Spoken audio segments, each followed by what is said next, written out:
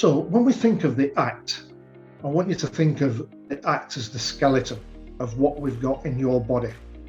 So we'd never actually see the skeleton unless we break a bone and it shoots out through the legs. So it's very rare that we actually need to go into the level and depth of what the act is, unless we're actually being taken to court or we've got court rulings against us. But it's there to support our body. It's there as the main function of what we actually have. Then we look at the muscle and the muscle mass of what we've got. So these then become the regulations. So within the regulations, when it talks about risk or when it talks about functions and duties, it actually puts things into a little bit more explanation, and it now gives that skeleton movement. We've started to now apply the different processes that we actually get with it all.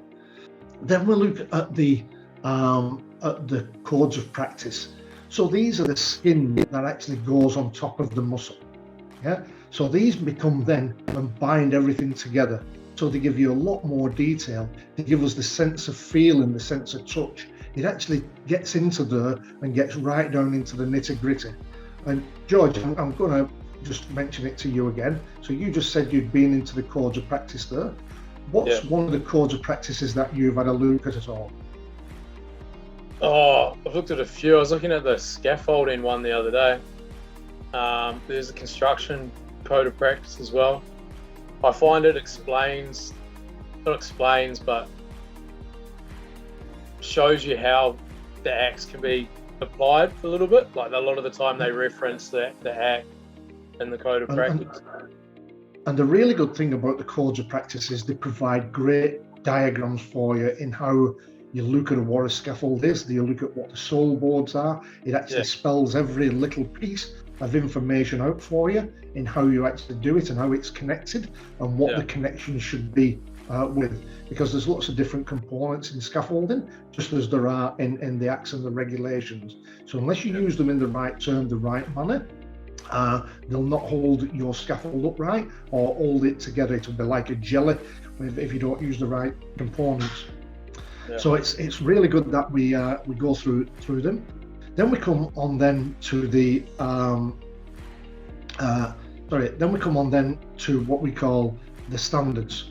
So the standards then become the clothes that we wear. So if you're thinking about the body, everybody's in tonight, they've all got different clothes on. I've got a jumper on at present because I'm a bit on the chilly side here, first thing in the morning. We've got people in the orange shirts. We've got Stacey there showing us her t-shirts and everything, all dressed in the pink. So the clothes make us what we are and how we actually stand out. So when you get to that level of detail within the codes of practice of what in the standards, it gives you a lot more detail on what it is. Now, one of the other questions I want to ask you now about standards and how much we actually think they actually interact with one another. So, Christopher, just want to ask you, just look around your room now and see if you can have a look at, maybe give me two things that are actually linked to a standard within your room of what you're working from. Electrical power point. So you'll be able to go in and put any plug of what you have into the same plug because it's a standard fitting.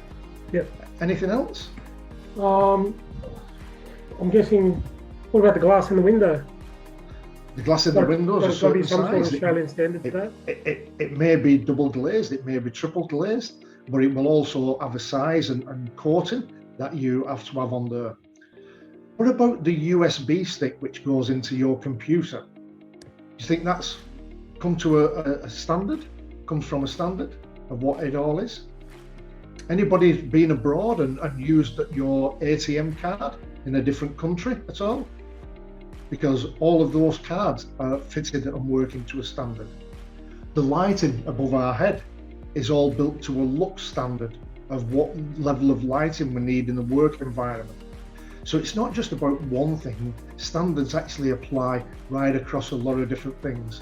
So when I tell you, and we go back, that there's evidence that standards were being actually used over 7,000 years ago by the civilizations then of the Babylonians and the Egyptians. So when they were trading and international trading routes first started, this is how far standards actually go back as part of that route. So whether you're measuring rice or gold or perfumes or oils, all these came about through being fitted to a standard for operating globally, not just in your own country, but a lot wider than that. Then we come down to the last one of the pyramid in there, which is the industry standards and the guidance notes. So particularly they come underneath International Organization for Standards, which is shortened for ISA. So ISA's published more than 18,000 international standards, and that's the bling. So this is the things that stand out, the shiny bits. These are, if you're into the detail, the level of machinery, performance, silence, quietness, brightness, whatever it really gets down into. This is the bling that you actually were to make things stand out from one industry into the next. Does that reverberate with anybody at all? Andy, how are you taking that on board? You've been in for a while now. Does that resonate with you in respect of the acts and regulations? Yeah, 100%. Everything that it actually all goes back to the Act. It all references back to the Act. So most definitely the Act is you put it at the top, but I always see it. I always thought of it as the foundation, more like the skeleton. Yeah. Yeah. So again, it's a good way of just putting it back into how we actually look at it. It's a more simple format, because when you get the Act and you break the Act down into its number of component parts, number of divisions, we've had a few people struggle with how they actually look at the divisions, the parts, the sections, the elements, and how it's actually divisionalized down. So you can track those of how we actually do it. And by doing that, they will allow you to answer those questions within your assessment papers a lot better. So of how we actually go through.